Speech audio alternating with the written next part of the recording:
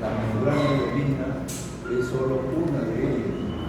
Quizás el más frecuente, el prematuro, pero es una de ellas. Van a encontrar que hay muchas otras causas de dificultad respiratoria en el recién nacido, por lo mismo, insisto, que lo que voy a tratar es en forma general, qué de común tienen todas estas entidades y cómo pueden hacer la diferenciación de aquellas patologías más frecuentes.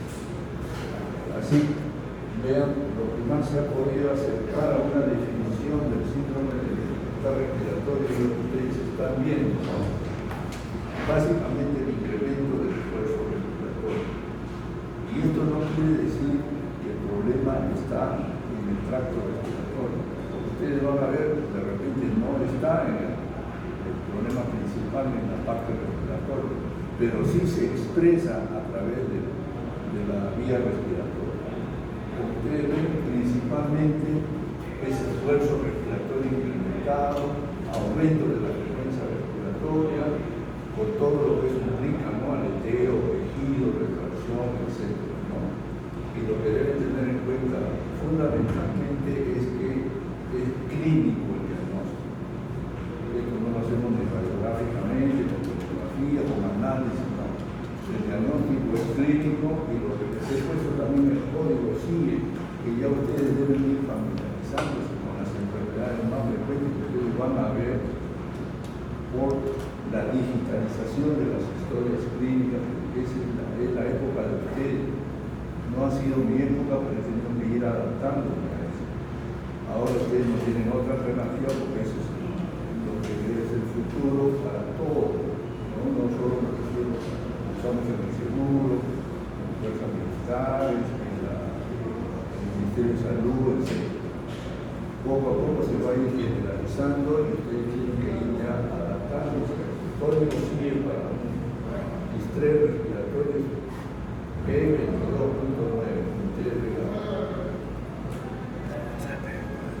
Acá lo que les mencionaba anteriormente, tenemos causas de índole pulmonar,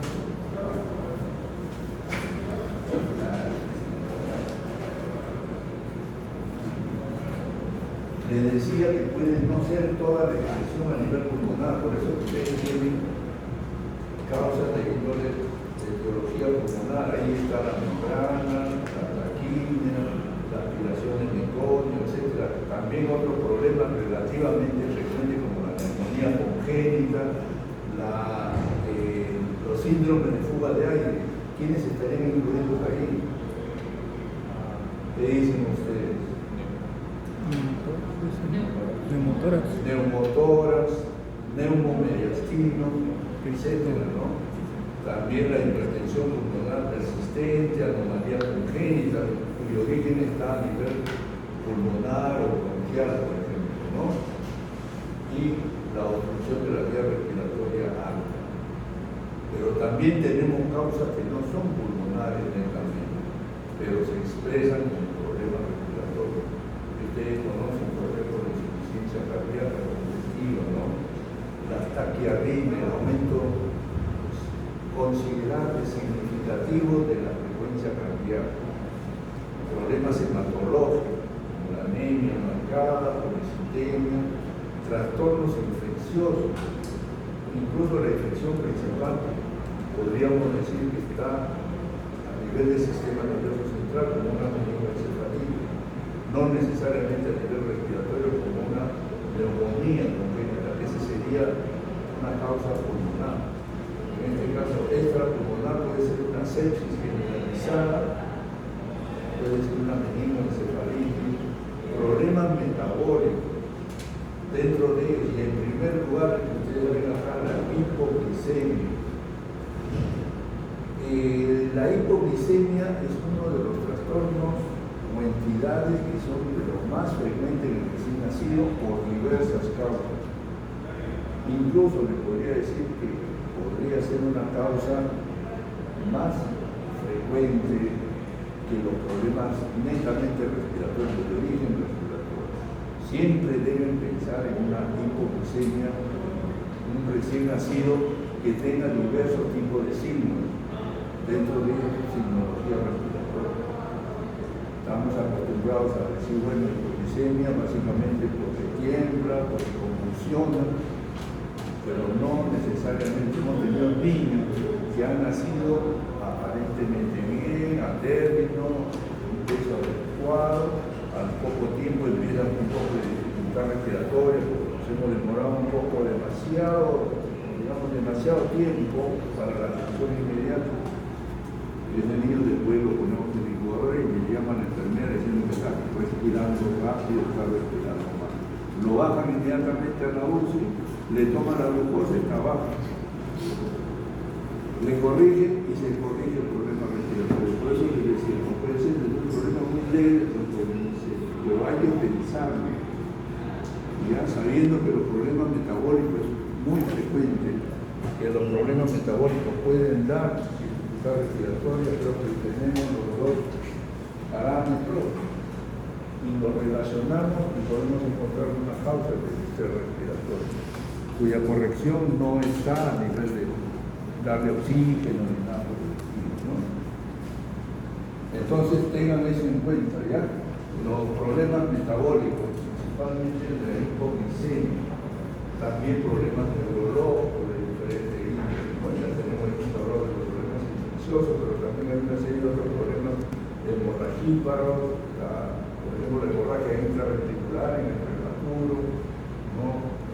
Hematomas de diferentes origen, por ejemplo, por discrasia sanguínea, pero que se localizan en el sistema nervioso central.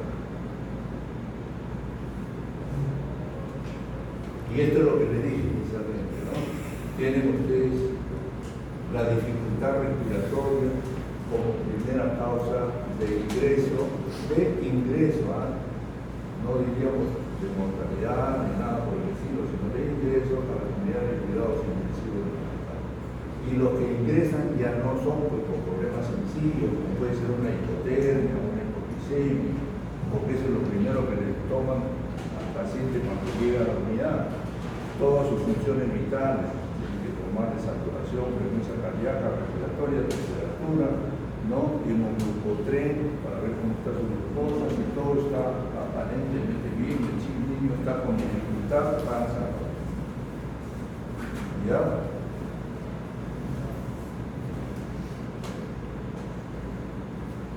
Veamos ahora sí, desde el punto de vista epidemiológico, vamos a tratar de encuadrar los problemas respiratorios en general como si fuera una sola entidad, ya tratando sus problemas, sus antecedentes, su cuadro clínico, cuadro radiológico y pronóstico, y lo vamos a hacer comparativamente. Creo que para mí es la mejor forma de que me pueda captar todo a la vez, porque podría yo tratar individualmente como una clase, antes lo hacíamos así, una sola clase sobre membrana de harina, una clase sobre taquimia, otra sobre la respiración del entorno.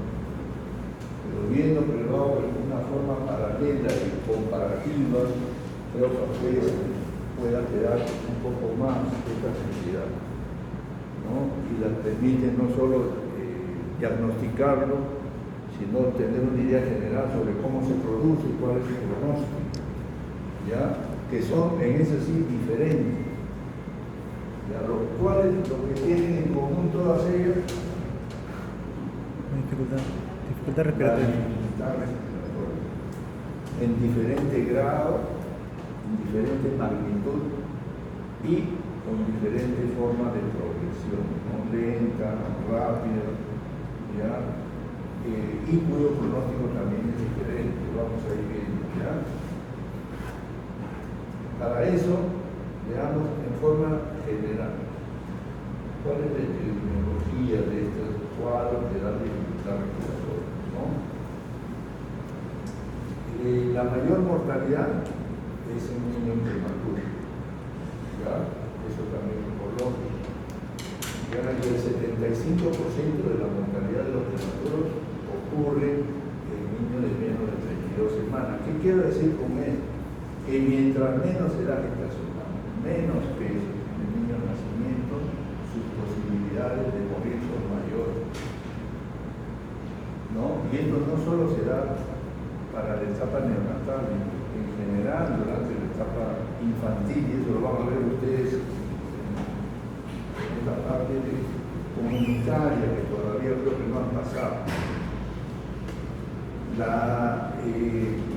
A mí me decían, ¿no? Cuando yo estaba, miren, de esa época, que yo estaba en el lugar de ustedes, de alumnos, nos decían, nunca el ser humano está tan cerca de la muerte como cuando nace. Y eso es muy cierto. Ya, en la mortalidad infantil ustedes lo van a ver. De los niños, ¿quiénes son los que más se enferman y mueren? Menos de 5 años.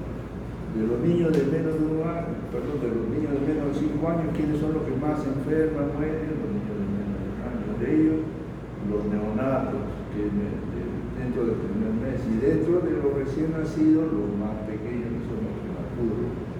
¿Ya?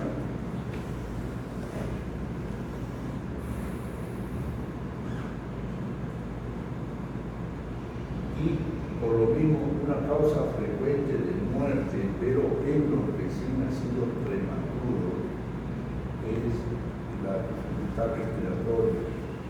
Y no me estoy refiriendo solo acá a la membrana hialina, sino las causas más importantes de dificultad respiratoria, como puede ser una hipertensión pulmonar persistente, la membrana hialina, ¿no? El síndrome de escape de aire, etcétera, etcétera, ¿no? Como síndrome, porque yo lo que he tratado de agruparlos es como un grupo de entidades que tienen muchas cosas en común, que es la dificultad respiratoria, ¿no? Veamos cómo hacemos el diagnóstico. Como cualquier otro cuadro clínico que ustedes han visto, en niños mayores o adultos, por los antecedentes, que para nosotros son los factores de riesgo. Ya el cuadro clínico y los exámenes auxiliares. Eso es el cajón en semiología, en toda, digamos, forma que nosotros estamos buscando el diagnóstico de la enfermedad en este paciente, que puede ser un adulto, una gestante, un paciente quirúrgico o un niño. Antecedente, el cuadro clínico, ¿ya? Y los exámenes auxiliares. Así hacemos generalmente el diagnóstico de medicina, ¿no? Veamos ahora uno por uno. En el caso del síndrome de dificultad respiratoria, y no me refiero solo a las membranas, sino a todo, los factores de riesgo por los mismos son diversos, ¿no? Tenemos desde la prematuridad hasta las malformaciones congénitas. Y ya intentando llegar a un diagnóstico específico, vamos a ver cómo cada uno de los antecedentes son prioritarios para determinadas entidades. Por ejemplo, la prematuridad sería un antecedente importante de riesgo en caso de qué entidad, la membrana hialina. Si fuera, por ejemplo, una ruptura de membranas de más de 12 horas, que es el nivel que consideramos límite entre un niño que puede tener riesgo de infección alto, que es el niño de más de 12 horas, o el niño que tiene un riesgo de infección muy bajo. En la ruptura prematura de membranas de más de 12 horas, ¿cuál sería la consecuencia? ¿Qué problema respiratorio podría dar? Neumonía, una neumonía. Sepsis, pero también puede ser una neumonía, ¿no? Veamos otro, la cesárea, que también está remarcada por ahí. La taquimia, muy Taquimia bien. transitoria. ¿Ya? La taquimia transitoria del recién nacido. No quiero decir que si tiene este antecedente le va a dar esto otro. No es así. En medicina nunca hay nada absoluto, sino que tienen más riesgo, más posibilidades. Entonces yo me voy al antecedente para ver cómo ha nacido ese niño y de acuerdo a eso ya estoy pensando en ciertas cosas como mis probabilidades o posibilidades más frecuentes. ¿Ya? Y así sucesivamente, ¿no? Por ejemplo, lo que es la depresión o asfixia al nacimiento, ¿no? Que podría dar un pulmón asfíctico, ¿no? Y así un parto instrumentado, De repente puede hacer origen a una hemorragia intraventricular, ¿ya? Y así muchas polihidramios o oligohidramios están más relacionados con malformaciones, tanto el sistema nervioso central, ¿ya? O de repente pulmonar, ¿no? Quistes pulmonares, secuestros pulmonares, etcétera, etcétera. Ya estamos pensando en un posible origen de la dificultad respiratoria de nuestro niño. Pasamos ahora de los antecedentes al cuadro clínico. El cuadro clínico sí no es mucho lo que les pueda decir. Como ven a ustedes un paciente con dificultad respiratoria, ahí lo tienen, ¿no? Con aumento de la frecuencia respiratoria, retracciones, quejido, aleteo, todo esto que Silverman y Anderson lo pudo clasificar en una tabla, como vamos a ver, para poder darnos cierta idea de la evolución del problema, va a ir agravándose, se va a ir disminuyendo la intensidad, ¿no? Nos ha permitido por esta tabla darnos una idea de la magnitud del problema y a la vez el pronóstico de que está mejorando, está empeorando, cosas así. Eso lo vamos a ver. Pero lo que quería ver con ustedes es qué lo identifica a la dificultad respiratoria. Acá tienen que ser lo más sencillo de entenderlo: aleteo, quejido, desbalance, ¿no? También el examen mismo, como por ejemplo la presencia o ausencia de murmullo vesicular. Para ponerles un ejemplo, que son clásicos, que no nos debe dejar pasar por alto algo que es importante, que es el examen clínico. Les digo que el examen clínico en un recién nacido es muy limitado, pero no dice que no nos sirva para nada. ¿Ya? Y nunca deben ustedes de dejar de lado el examen clínico, como ahora lo están haciendo, digamos, muchos de los médicos jóvenes. Ahora ya no examinan al paciente, y eso lo he escuchado directamente del paciente, de diversas circunstancias y médicos.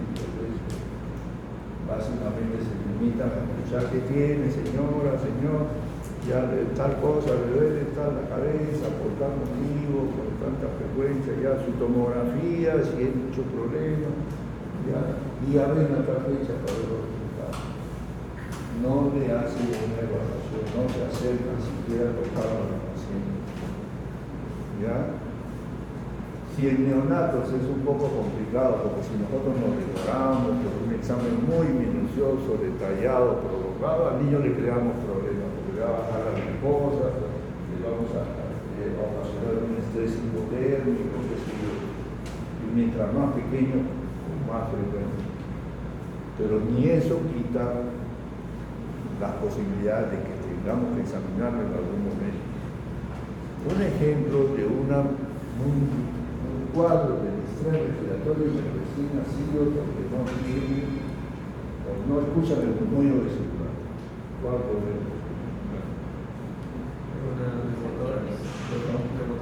Neumotoras, pero ahí ven qué otra cosa, la ubicación de los latidos, ¿no? ¿Qué más? Membrana. La membrana hialina, que se comporta como si fuera una atelectasia masiva. Ya el solo hecho nomás de escucharlo o no escucharlo, ya le está también haciendo sospechar tal o cual cuadro clínico, ¿no? Y así, ¿no? Para darles una idea de que el examen también es importante, ¿ya? Hasta en un recién nacido.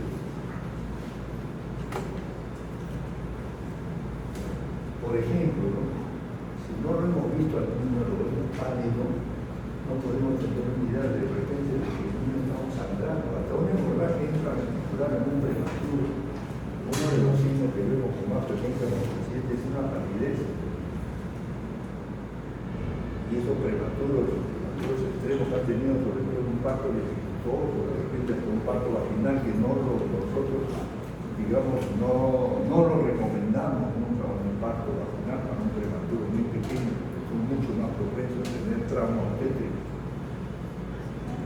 Entonces, el niño de un momento se compensa, como que comienza a alterarse la saturación, la tensión y luego pálido. Es lo primero que sospecha que venía sangrado. Y eso, la información nos lo va a dar no solo el antecedente, sino el examen clínico. Les decía esto de la evaluación, síndrome Anderson, ya como viene valorado, yo diría muy parecido a lo del LAMDA, porque tiene 5 criterios, va de 0 a 2, y la diferencia sería que en el LAMDA, mientras más puntaje tiene, el niño está mejor o peor. Mejor. En el síndrome Anderson, mientras más puntaje tiene, está peor. ¿Ya? Y vean bien qué evalúa el síndrome Anderson. Una vez me llegaron a decir la frecuencia respiratoria y me discutía porque alguien le dijo, y creo que ustedes no están solos para, digamos, recibir la información que yo les doy y lo van a defender aquí un día. Yo me puedo, un lapsus, me equivoco y ya ustedes dicen que esto es así, porque el doctor Rocha me lo dijo. La frecuencia respiratoria no está incluida, veanlo, no está dentro del síndrome Anderson. ¿Sí? ¿Qué quiero decir? Que necesito que ustedes lo revisen. ¿Ya? Cada uno de estos criterios y sobre todo que sepan aplicarlo. ¿Ya? Entonces esto es lo que nos permite valorar el síndrome Anderson. Si el niño está, por ejemplo, con un síndrome de 7, porque le hemos tomado en cuenta su tejido, aleteo, disbalance, etc. Eso es un estrés severo. Al poco tiempo, a las horas, ya está un síndrome Anderson de 5. Es un estrés moderado, dice que está mejorando hasta que va a ir desapareciendo. O puede ser a la inversa. ¿Ya? Y por último, los exámenes auxiliares. Le digo por último, porque muchas veces lo ponemos en primer lugar y lo priorizamos. A nosotros todo tiene que ser resonancia, tomografía, ¿no? El PET-scan, lo que quiera, o pedirle los análisis para ver qué tiene el paciente. Eso no debe la cosa. Que nos ayude, está bien que pueda ser útil y ahora muy útil, cierto, pero no me van a diagnosticar al paciente el problema que tiene el paciente por, digamos, exámenes auxiliares. Yo le pido una batería, un perfil y todo eso. Yo siempre, en ese sentido, con los residentes discuto con eso, porque me piden que un perfil hepático, un perfil lipídico, un perfil tiroideo. Está bien cuando hay circunstancias que lo ameriten, pero cuando le piden de control, yo para qué les digo, ¿para qué me van a pedir un perfil bioquímico? ¿No? Si yo sé como el hemoglucotrés, el paciente está normal, su evolución es buena, no hay ningún factor de riesgo para que eso se altere. Le han pedido transaminasa, proteína hace poco, una semana, 2 semanas, y usted cree que volviéndole a pedir nuevamente transaminasa va a variar. La función hepática va a variar en tan poco tiempo, así esté alterado para pedir el control tan rápido. Hay algunos exámenes que sí varían rápidamente, por ejemplo los electrolitos. De un momento ayer estaba normal y ahorita se alteró porque se deshidrató, ¿no? Pero si el niño tiene unas proteínas bajas, yo creo que en una semana, 2 semanas no le va a subir porque no se le va a normalizar. Ustedes tienen que saber qué voy a hacer. Y por último, se le piden muchas cosas en exceso, ¿no? ¿Para qué le pide, por ejemplo, una fosfatasa alcalina? ¿Para qué le están pidiendo magnesio, fósforo? ¿Están pensando en alguna patología relacionada con el? No, sí, magnesio le pido, ¿por qué? Porque es hijo de madre preeclámptica. Muy bien, porque esa paciente recibe sulfato de magnesio. Puede que recién nacido esté con una hipermagnesemia. pero si no ha tenido ningún antecedente de ese tipo y el problema del niño va por otro lado, ¿para qué le pido tantas cosas? Por eso siempre les digo, pónganse en el lugar de los padres y que eso tengan ustedes que pagarlo por cada uno de ellos, por el fósforo, por el calcio, por el electrolito, por un hemograma, ¿no? El electrolito va aparte también, es otro uno, 40, 60, 80 soles, 100 y tantos soles, y le van a dar toda la lista final. Como no estamos en esa situación, pedimos nomás, ¿ya? Y usted dirá, pero el seguro no lo paga la familia. Alguien lo tiene que pagar. ¿De dónde sale eso? Ya no es que le digo que también se restrinjan, no pidan, que esto, como en las clínicas privadas, ahora que les exigen a los médicos, prácticamente no pidan nada que sea muy caro, a pesar de que el paciente lo pueda utilizar, y yo lo he visto también. Ya no debemos llegar a ese otro extremo, pero yo creo que el balance está en el punto medio. Ni pedir en exceso, ni tampoco ser demasiado avaros en ese sentido y tratar de restringir al máximo, cosa que no es aceptable. Entonces, los exámenes auxiliares vienen después de que ustedes ya tienen una sospecha diagnóstica y están buscando de confirmar o tienen ciertas dudas entre una entidad y otra, y esto nos va a ayudar a deslindar.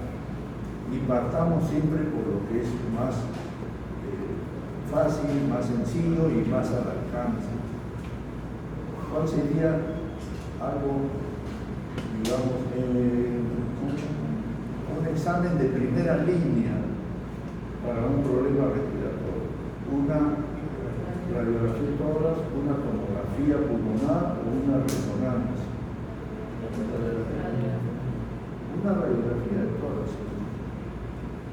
Con eso puede tener mucha información y nos evitamos que le pidamos el otro. Pero si la radiografía no nos aclara, pasemos a la tomografía. Si no, por último, hasta la resonancia. Pero en ese orden. No irme de frente a la resonancia, porque sé que este sitio es muy preciso, pero mire cuánto cuesta, que demora más, teniendo una placa que se lo toma casi el mismo y tiene un resultado igualmente rápido. ¿Ya? Entonces, vean qué exámenes, yo lo he puesto en primer lugar en la radiografía, como si estamos valorando un problema respiratorio, un síndrome de dificultad respiratoria, creo que eso es de cajón. Y si yo le preguntaría, este paciente dentro de su diagnóstico tiene un diagnóstico de síndrome de dificultad respiratoria, ¿qué es lo primero que harían ustedes? Acá tienen parte de lo que debería lo más recomendable, ¿no? Le pido una radiografía de tórax, gases en sangre, de repente el hemograma y mucho del resto, de acuerdo a lo que estamos pensando. Si yo estoy sospechando un problema metabólico, le pediré glucosa, calcio, ¿no? Si el niño sospechamos que tiene un problema ya hidroelectrolítico, le pediré pues, un perfil de electrolitos y así sucesivamente. ¿Ya? Si sospechamos, por supuesto, transangrado, perfil de coagulación, así, ¿ya? Pero esto es no todo, sino lo más común que normalmente pedimos en un paciente con dificultad respiratoria. Porque esto acá están el 80-90% de las entidades que dan dificultad respiratoria en el recién nacido. ¿Ya?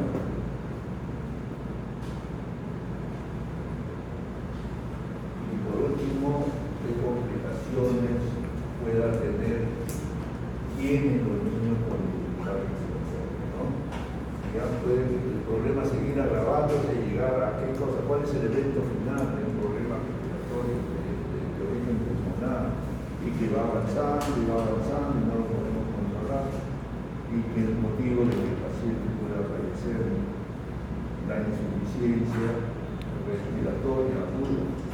¿No? También la hipoxemia misma que ocasiona diferentes estudios que ustedes ya conocen también, ¿no? Pero igualmente el niño puede terminar con hemorragia, enfisema, hipertensión pulmonar, convulsiones, etc. Hasta shock. No me refiero a la causa de origen, sino como complicación, porque van a encontrar muchas entidades respiratorias que se originan por un problema de coagulopatía, pero muchas patologías respiratorias que terminan como complicación en una coagulopatía. ¿Ya? La sepsis es el problema. ¿Ya? Donde tienen un problema respiratorio, tienen problemas de hipoxia, de acidosis, y terminan haciendo de repente una vez terminar con una población infravascular. ¿Ya?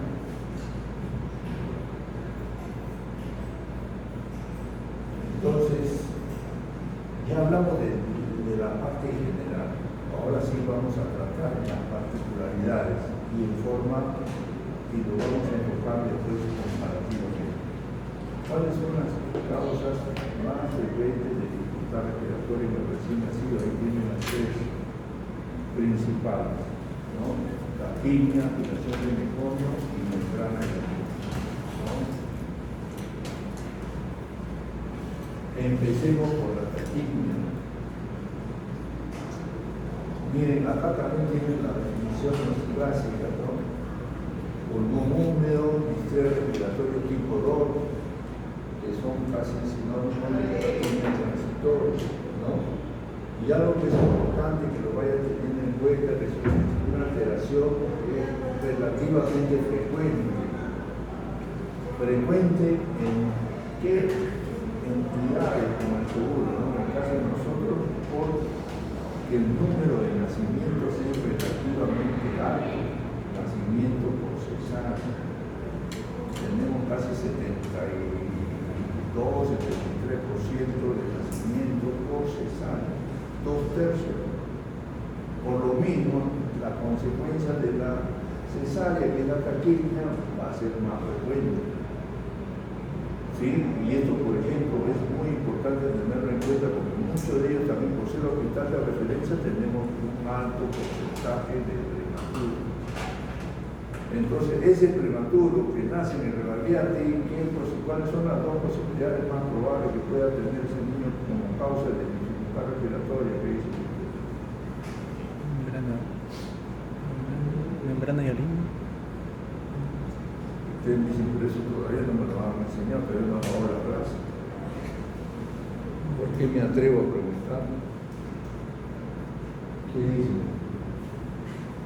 Deben las dos primeras causas en un prematuro, sobre todo un prematuro pequeño, que está con dificultad respiratoria.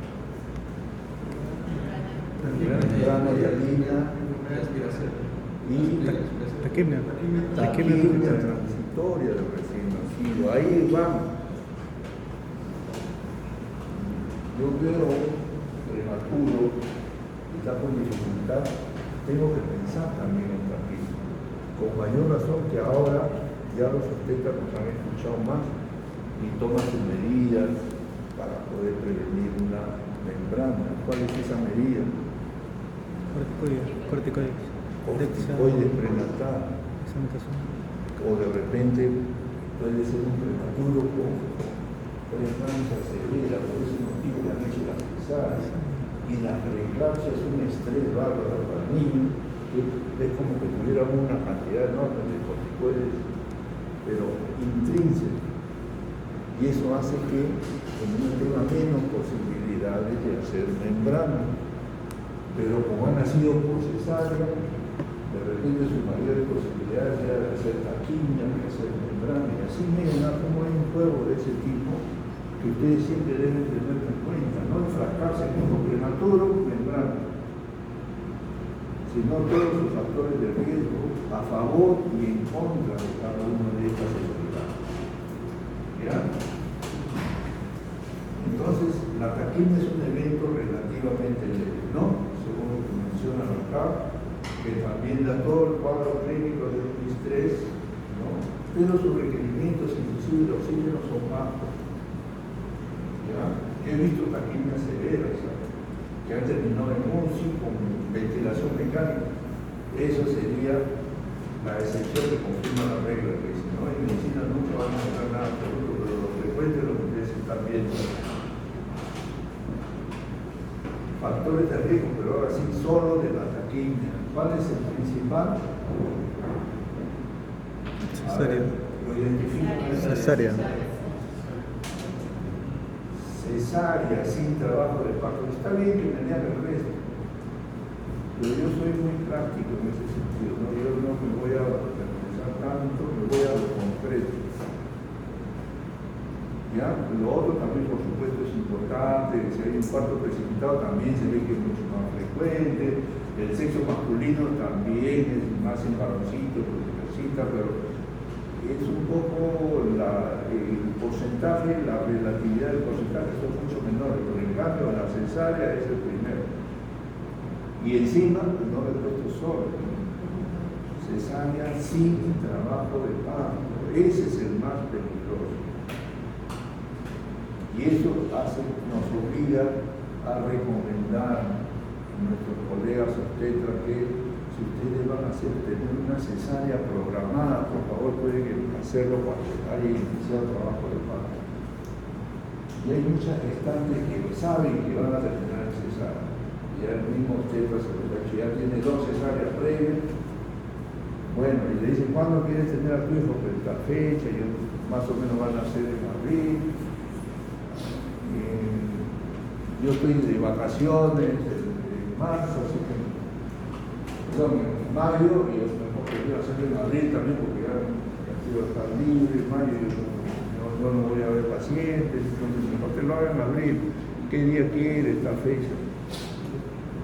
Esa señora va a estar en trabajo de parto. No, lo recomendable es monitorizarlo. Comience, ya sabemos que es cesárea anterior 2 veces, ya la señora está con control al último, ya casi a las 38, 39 semanas, empiezan su contracción de los vitalizos y le hago la cesárea inmediatamente. Eso es mejor para prevenir la taquimia. Pero eso, ¿quién lo hace? ¿No? Muy raro. Lo ideal sería esto, ¿no? Ya que puedan nosotros hacerlo con trabajo de parto, ¿ya?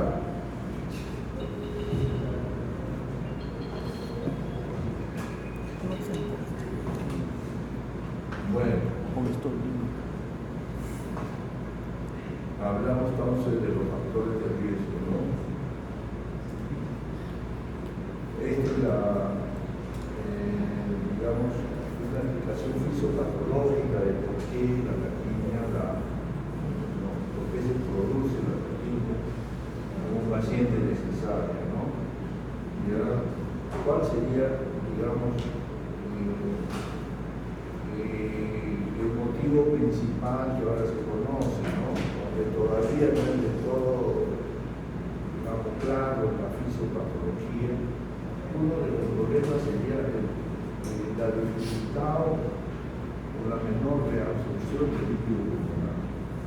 Y ahí entra en juego otra cosa. El feto, los alvéolos en el feto dentro de su mamá están vacíos. ¿Qué contienen? Tienen líquido, un líquido que es muy parecido al líquido amniótico que rodea al niño. Inclusive antes podíamos ver la maduración pulmonar a través de una relación de citina y fibromielina, que son componentes también de este líquido pulmonar. ¿Por qué?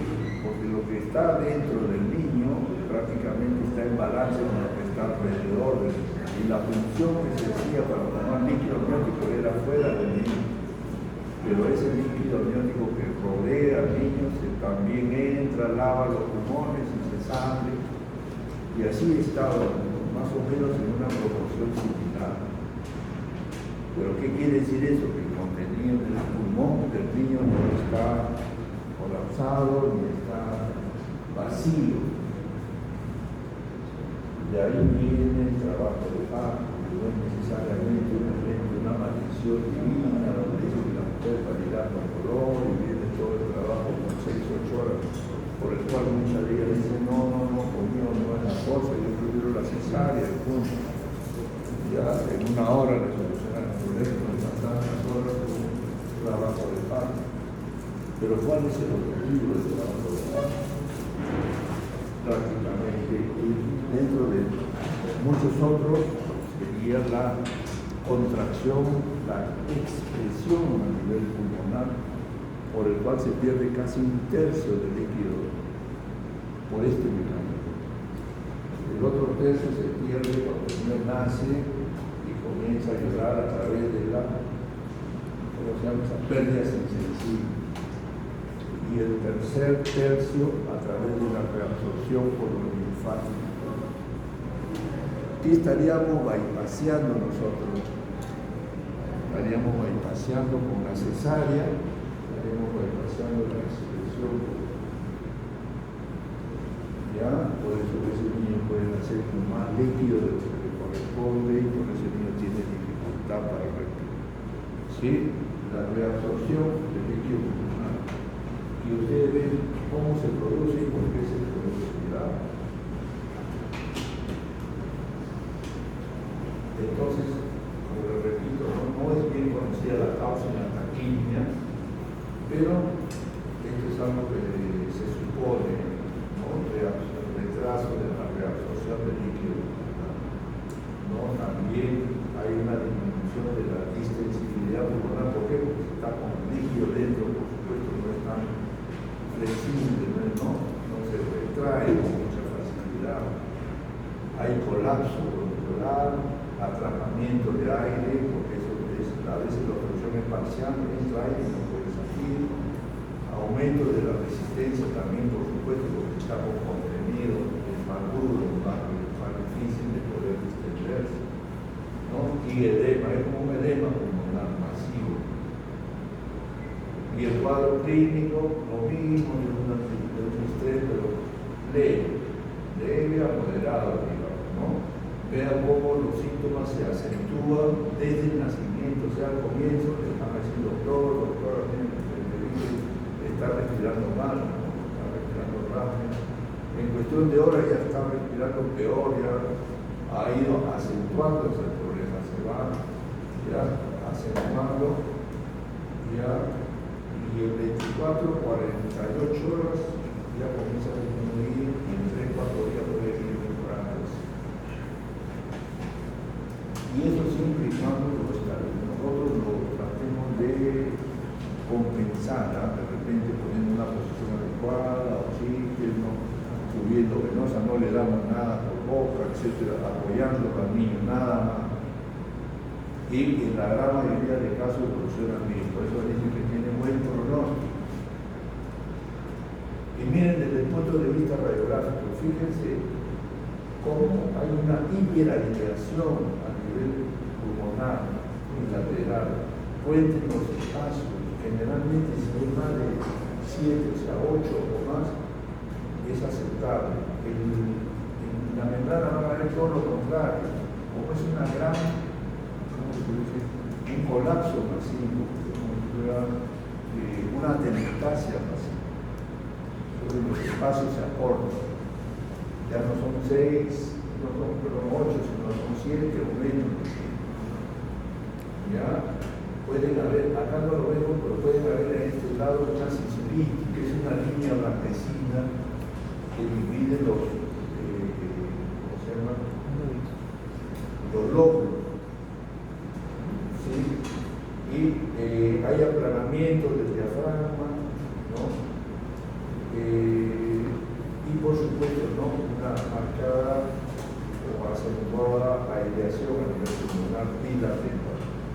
Ya pueden haber en otros casos una imagen que se llama de corazón velloso, ¿no? Una imagen radiada, blanquecina, como si fuera una serie de rayas acá, tanto en el lado derecho y en el izquierdo, ¿no? ¿Ya? El corazón velloso, el aplanamiento de los diafragmas, ¿no? La hiperaireación, la sisuritis, son signos radiográficos de la taquimia transitoria de recién nacido. Y el tratamiento básicamente de esos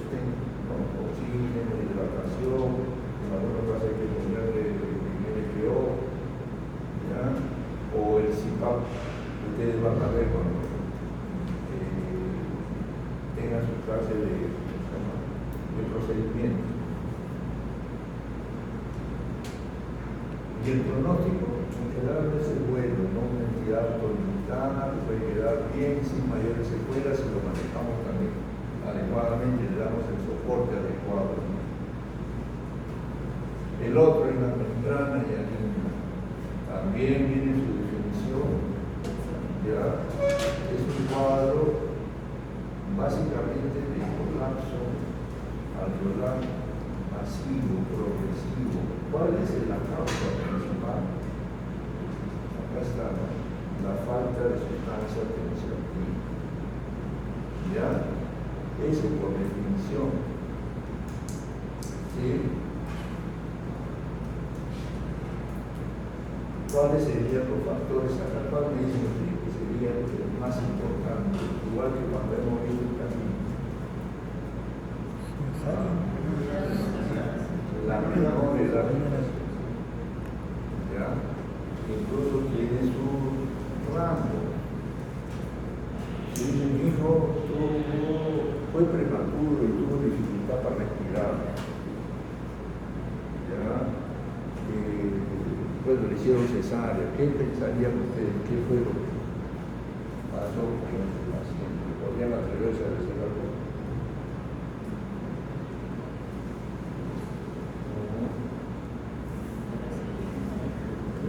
Mi hijo fue prematuro, nació y tuvo dificultad respiratoria. Yo creo que cuando no cuento, porque eso sucedió hace ya varios años.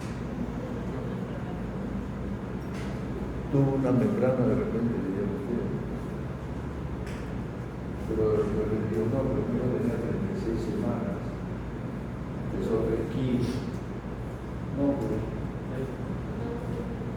ya la membrana se da entre las 24 y 34 semanas más o menos.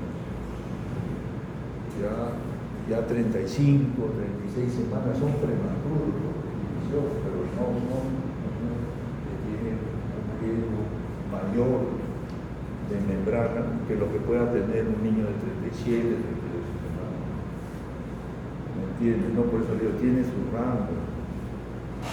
Ya no todo prematuro sea sinónimo de membrana hialina, ¿sí? Bueno, también van a encontrar una serie de otros factores que por supuesto tienen que revisarlo, ¿no? Que también va a sumar la asfixia, el hijo de madre diabética. Si encima, por ejemplo, su mamá es diabética, la diabetes tiende a tener, a generar en el producto inmadurez. ¿Ya? Entonces, un hijo de madre diabética de 37 semanas puede tener membrana. Se dan cuenta que es un niño casi estéril, ¿no? Por definición. Pero por ser hijo de madre diabética, ese niño de por sí es más inmaduro desde el punto de vista no de la edad, sino de su condición. Y un hijo de madre preclántica severa tiene todo lo contrario, tiende a madurar más rápido. Entonces no me va a ser problema por el estrés. ¿Ya? Entonces ustedes tienen que jugar con todos estos factores, ¿no? El hijo de, por eso le puesto acá hijo de madre, y si encima el niño nació y tuvo un ámbar bajo, tuvo un ámbar de 6, 5, peor todavía, estamos sumando otro factor más para que el niño tenga membrana hialina. ¿Ya? Y hablar si ese niño tenía pues 32, 33 semanas de edad gestacional. Ya ustedes vayan poniéndole mayor puntaje y la posibilidad de que tenga esto es mayor. ¿De acuerdo? ¿Sí? Imagino así. De repente también tuvo esta mamá otro bebé anterior que también nació prematuro casi límite y tuvo membrana. También es un factor o un antecedente digno de tomar en cuenta, ¿no? ¿Ya? El ser varón, bueno, acá ustedes van a encontrar que el ser varón es una desventaja. No sé si lo han mencionado en la epidemiología, quiénes son los que más enferman, mueren durante la etapa prenatal. Los varones, ¿no? ¿Dónde está esto de que ahora casi que no tiene la mujer el sexo de él? La mayor mortalidad se da en varones, todos el servicio sabe, tiene un bebito prematuro, no traen incubadora por dentro, ya acaba de nacer, está mal,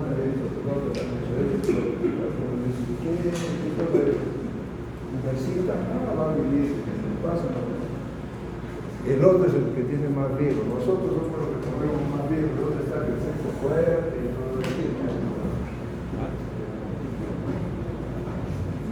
En relación a la edad y al peso, ya en este caso el peso, miren cómo la membrana hialina es mucho mayor a menor peso al nacimiento, porque a menor peso del nacimiento, salvo que tiene una patología específica como un torso, etc., tiene correlación con la edad, ¿no? Entonces sabemos que los niños de menos peso deben tener menor edad, por lo mismo mayor posibilidad de tener membrana hialina. Miren cómo puede ser en un niño de 1,2 kg, 1,5 kg, 27%, y los niños de menos de 750 gramos, casi 2/3 pueden llegar a tener membrana hialina. Y la patología, ya ustedes van a encontrar acá todos estos problemas, ¿no? La membrana hialina desde un comienzo nosotros le decíamos la mal llamada membrana hialina. Lo primero que se comenzó a conocer de la identidad que los niños prematuros comenzaban a tener dificultad respiratoria, se agravaba y se morían, le hacían el estudio patológico y esto es lo que le encontraban, ¿no? Entonces decían, esta membrana que se forma acá alrededor de los alveolos, que es básicamente un conglomerado, son escalas con líquidos ricos fibrinogenos y células, o sea, un epitelio terminado, formaba este tipo de estructura con estas características que tenía de rosado por la hematoxilina y el oxígeno, y dijeron, no, esto es la causa, por eso se puso el niño malo y por eso muerto. Y efectivamente no era así, todo lo contrario, esto era la consecuencia. ¿Cuál es la causa?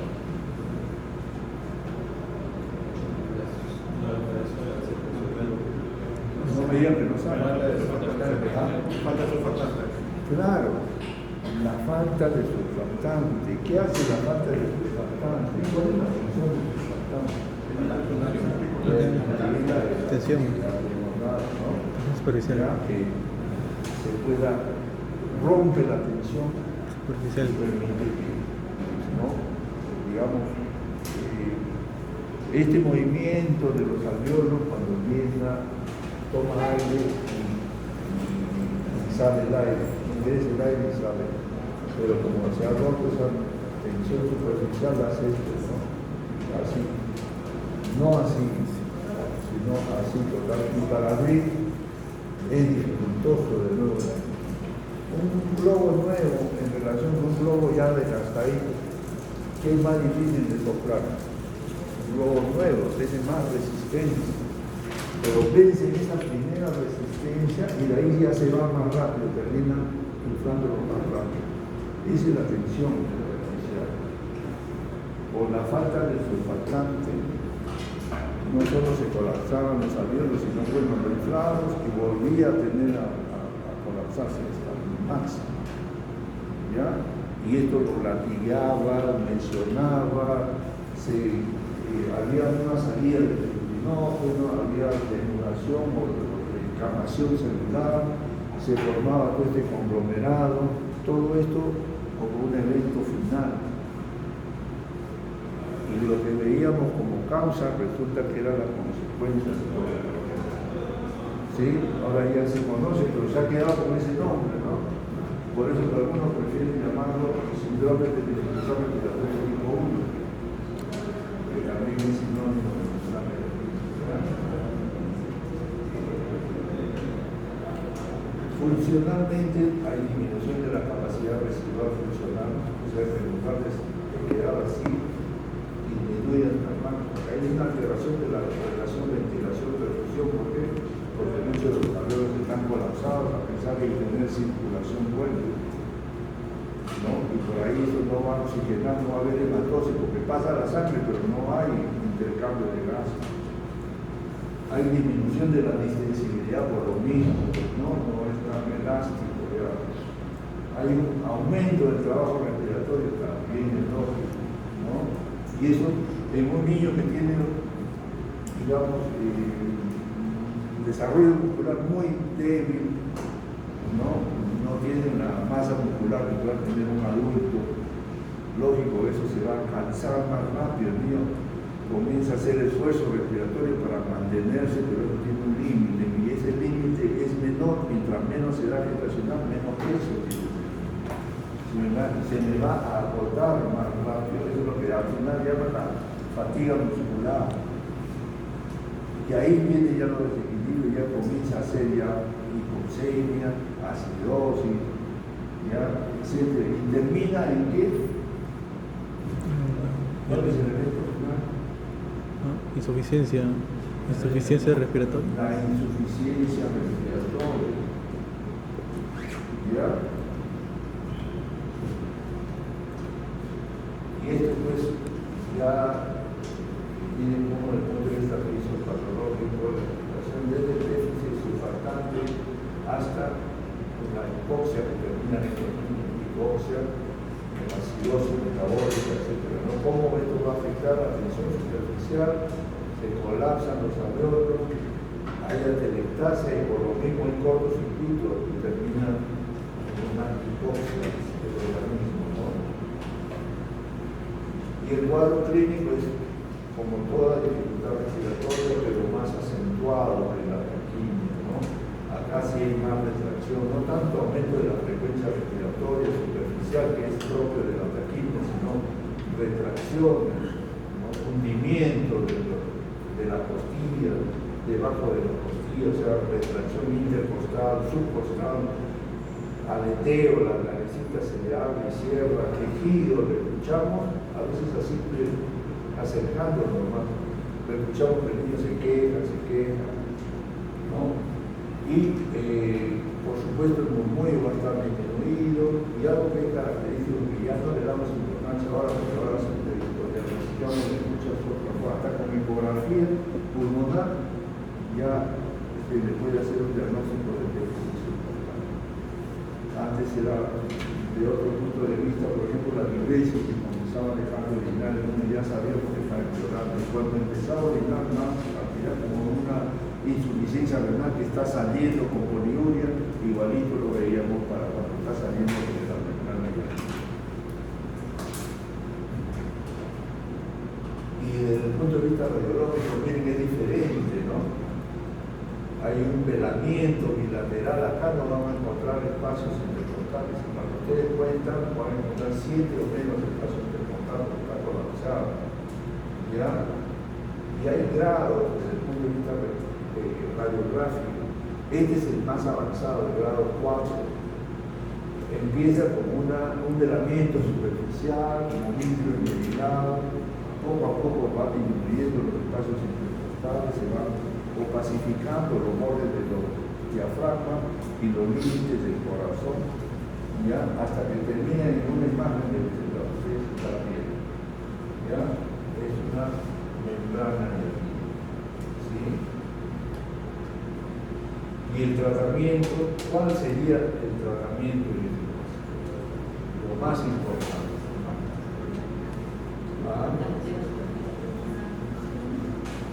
De todo, ¿cuál es el criterio que llamaría más la atención o al que escogerían o al que le dan el valor mayor?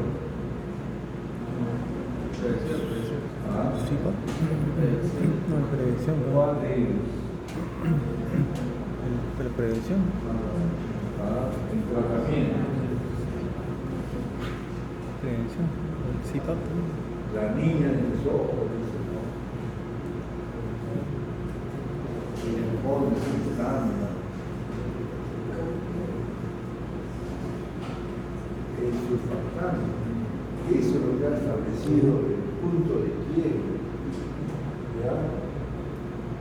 El surfactante cuando estudiaba no había, se sabía que era déficit surfactante, pero no existía el surfactante como tratamiento. Después se pudo llegar a partir de la década del 80, ¿ya? Y al comienzo yo viví esa época donde, bueno, ya se sintetizaba el surfactante, pero no se sabía dosis, intervalos, en quiénes iban mejor, en quiénes no. Inclusive nosotros lo tuvimos en el servicio.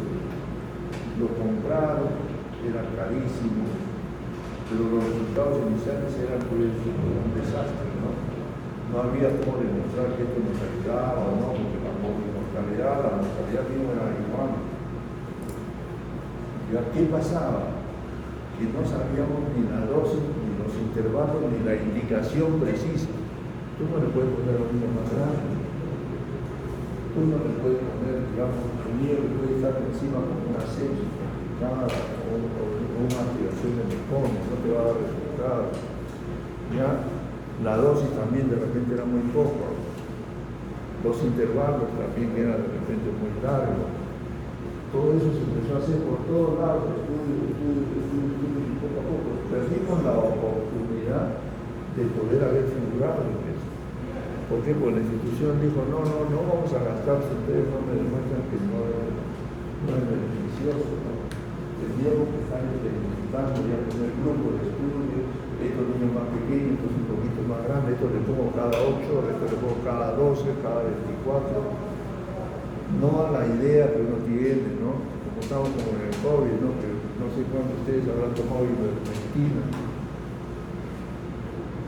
De repente, bueno, ustedes están jóvenes, pero pensar las personas mayores, no estoy seguro que muchos han tomado ivermectina y si podían tomar el cloro, sin mucho riesgo, lo hubieran hecho.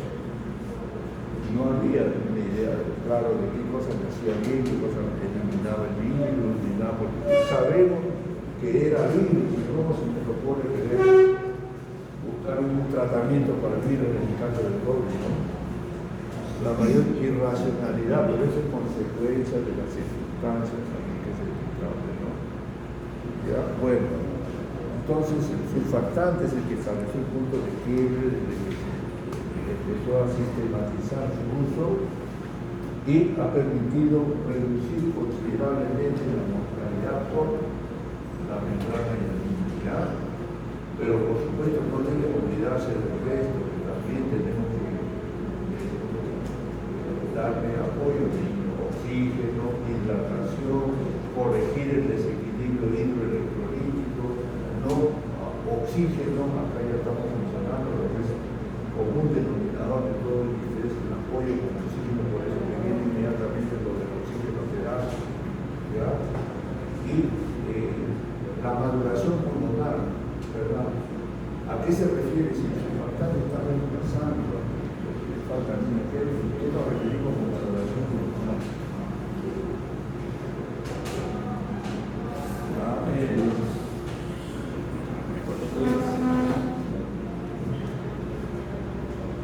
¿Qué dicen ustedes? ¿A qué nos referimos con maduración pulmonar?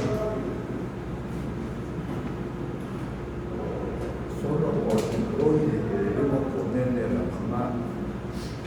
Si a alguno de ustedes le gusta la quimioterapia, se dedica a la quimioterapia, creo que lo tengan individualizado, igual que nosotros, los pediatras, los neonatólogos, con respecto a las medidas preventivas. Yo le he puesto, a propósito, en primer lugar, el primer punto. No van a decir toda la panacea es surfactante, por más beneficios que está demostrado. Si justo le falta eso, le estamos hablando. Pero no le puedo en primer lugar porque nos olvidamos y dejamos de lado lo que es más importante. ¿Qué es más importante? Evitar que se presente un problema o empezar a tratar el problema por la mejor forma que tengamos de tratarlo con los mejores resultados, ¿no? ¿Qué es más importante? Tratar el problema o evitar que se suceda. Y ahí tienen, ¿no?, la prevención. Lo mejor sería evitar que terminen un parto prematuro, evitar que terminen un trabajo de parto antes de tiempo, ¿no? Y ese enfoque deben tenerlo ustedes para todo, no solo en este caso, y específicamente para la neonatología o la dificultad respiratoria. ¿Cómo puedo hacer yo para evitar que nazcan niños prematuros? Control prenatal mejor, mejorar, digamos que la mamá tenga el hijo planificado, ¿no? Pero es bueno, de chiripazo salir embarazada. Yo no quería, pero bueno, eso no, tenemos que evitar, quiere tener su bebé, tiene que prepararse desde antes de salir embarazada, cosas así, ¿no? Y es lo mejor. ¿Qué sería mejor? Dirigir los recursos hacia los centros de salud, las postas, o a las unidades de cuidados intensivos, que son los del nivel más alto de la atención, los que tenemos mejores resultados de sobrevivencia de los niños.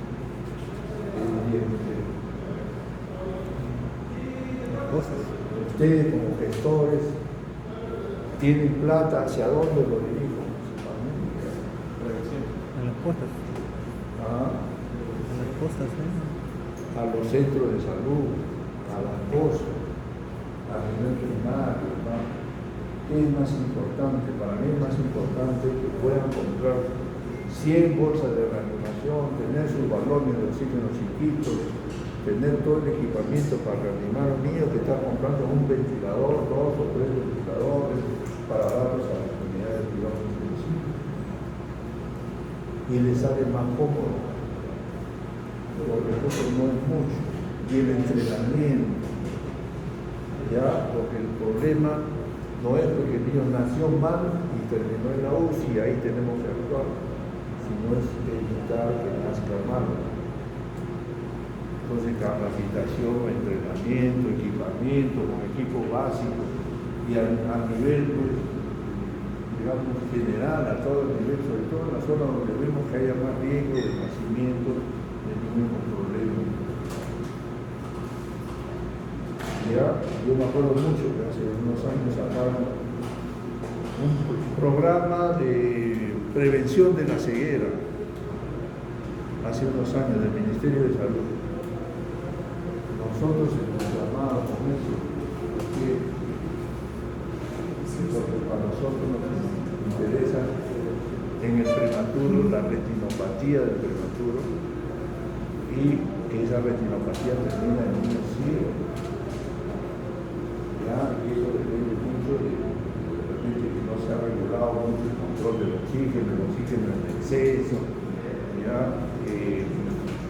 Los ventiladores no estaban en buenas condiciones, no sabíamos cuánto oxígeno le estábamos dando, de repente más de lo que teníamos calculado, los monitores para ver la saturación, exactamente cuánto debemos dar de oxígeno, eso lo vamos a ver ahorita en la parte de la oxigenoterapia. Entonces, una serie de medidas, ¿no?, que son recomendables para el manejo de un prematuro, y donde el mal manejo, un manejo inadecuado, termina siendo retinopatía y termina en niños ciegos. Inclusive en el hospital no teníamos equipos para poder tratar esa retinopatía, ¿no?, digamos, propio, digamos, era alquilado. Y cuando nos viene ya tanta propaganda que hacer sobre el ¿y qué resulta? ¿Cuál era la famosa, cómo se llama, medida para, digamos, la prevención de la ceguera? Era para las cataratas de las personas ancianas, ¿no? Un programa de apoyo, de mayor operaciones en caso de cataratas, etc. Miren la discrepancia, ¿no?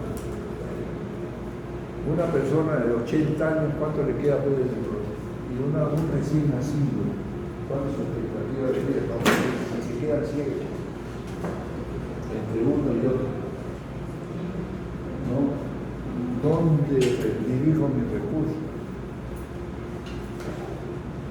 Donde va a ser más útil, donde va a ser, voy a tener, digamos, en una expectativa de vida mayor. Si se queda ciego de pequeño, va a tener 80 años de ciego. En cambio, una persona mayor de 80 años, ¿cuánto le quedará de 5 o 10 años?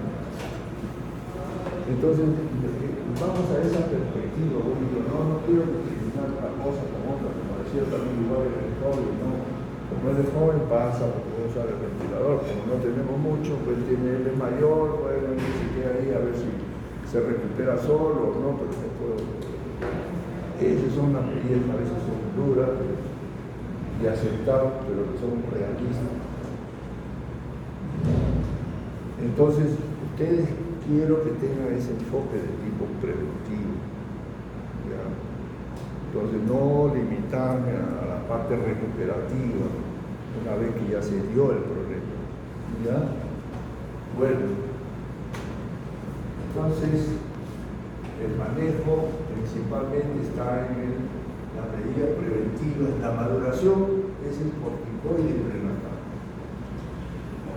¿Qué es lo recomendable? La beta-metasona, con eso se han hecho los estudios. Nosotros usamos Dexa. Los estudios se han hecho con beta-metasona, 2 dosis, digamos cada 12 horas durante 2 días. Es un tratamiento completo. ¿Ya? Porque un solo, bueno, le pusieron maduración, sí, ¿cuántas dosis? Una sola dosis, no, pues tiene que ser cada 12 horas, 2 días, para poder decir que así completa y pueda ayudar. ¿Ya? Y también el oxígeno, el ambiente térmico, los líquidos, electrolitos, etc. Y el pronóstico sí ha variado, y actualmente es mucho mejor que lo que eran décadas atrás. ¿Ya? La letalidad ha disminuido considerablemente, ¿no? ¿Ya? Eso a propósito del uso del surfactante. Este es el otro cuadro, el salame. ¿No? También es una dificultad respiratoria, pero relacionado con el líquido amniótico. ¿Ya? ¿Ustedes qué dirían? ¿No? Hay una aspiración de líquido amniótico meconiano, porque esa es la esencia del problema, ¿no? Y el meconio, ¿qué habría entonces en estos casos? Un cuadro compatible donde haya presencia de líquido amniótico. Generalmente el meconio debe ser espeso, un cuadro radiológico y un cuadro clínico. ¿Ya? El cuadro clínico es de dificultad respiratoria. ¿Ya? El antecedente sería la presencia del meconio, ¿no? ¿Y cuáles son en ese caso entonces? De todos ellos, ¿cuál sería el más importante? Postérmico. Ya hablamos en la taquimia, la cesárea, en la membrana, la prematurada. Y en la aspiración de meconio, el líquido amniótico meconiano, que es lo primero que vemos nosotros cuando queremos poner el diagnóstico de descartar aspiración de meconio. Tenemos que ver el líquido. Y si el líquido era claro, yo les digo, bueno, vas a tener una aspiración de meconio sin meconio. Ya, es algo que parece elemental, pero a muchos se nos escapa eso. Ya, basta que digan, no, es un niño que nació grande, con dificultad, hubo sufrimiento, y ahorita está con dificultad respiratoria. ¿Tú piensas? Puede ser aspiración de meconio, porque te has fijado si tiene cómo estaba ese líquido. ¿Ya? Entonces, el líquido meconiano, pero también van a encontrar circunstancias como el parto posterior, los retardos cuando hay sufrimiento total, pero como condicionantes para que el niño expulse el meconio, impregne el meconio todo el líquido amniótico y eso sea el origen para que no se le vaya a la vía del corazón, ¿no? Pero también no todo líquido meconiano va a indicar que se va a aspirar. miren cómo solo líquido, ¿ya? Líquido con meconio, líquido amniótico meconial, se va a dar solo en el 14% de los nacimientos por día vaginal, ¿no? En el 20 al 23% de los niños que tienen depresión respiratoria va a haber aspiración de meconio, ¿no? Y entre ellos, solo el 11% van a ser sanados. ¿Ya? O sea, no todos los niños que nacen con líquido amniótico meconial van a hacer aspiración de meconio. Solo un porcentaje pequeño de ellos. Y lo digo porque el diagnóstico sí es delicado, en el sentido de doloroso, que ustedes lo van a ver por qué. ¿Ya? Entonces, ¿qué quiero decirles con esto? Que el porcentaje de niños con líquido amniótico que han nacido con líquido amniótico verde, el porcentaje de niños que terminan haciendo aspiración de meconio es el mínimo. ¿Sí? Esta es la causa por la cual, desde el punto de vista fisiopatológico, se produce la dificultad respiratoria, ¿no? Disminuye la ventilación, la relación de ventilación-perfusión, pero esto no se afecta a la circulación, sino a la vía respiratoria. Puede haber hipertensión pulmonar persistente hasta el 20% de los casos. Acá miren cómo la aspiración del meconio puede terminar en escape de aire. Los tres eventos más importantes que complican y pueden ocasionar la muerte del niño: escape de aire, o sea, un hemotórax, por ejemplo, hipoxia y acidosis, e hipertensión pulmonar persistente. ¿Qué es la hipertensión pulmonar persistente? No sé si han tenido la clase. El feto tiene la presión a nivel del circuito menor alta. Después de que nace ya comienza a disminuir y comienza a aumentar la presión sistémica. Este evento puede revertirse. A eso le llamamos hipertensión pulmonar persistente. ¿Y cómo revierte? Que lo que se estaba disminuyendo la presión a nivel pulmonar, del circuito pulmonar, y los alveolos se estaban abriendo, ¿ya? Por una hipoxia, por una acidosis, eventos de esta naturaleza hacen que la circulación pulmonar que se estaba abriendo se vuelva a cerrar, colapsa nuevamente, disminuye la circulación, y si disminuye a nivel pulmonar no va a haber oxigenación. Es lo que sucedía con el COVID cuando se dieron cuenta los italianos. El problema no era netamente respiratorio, sino era circulatorio.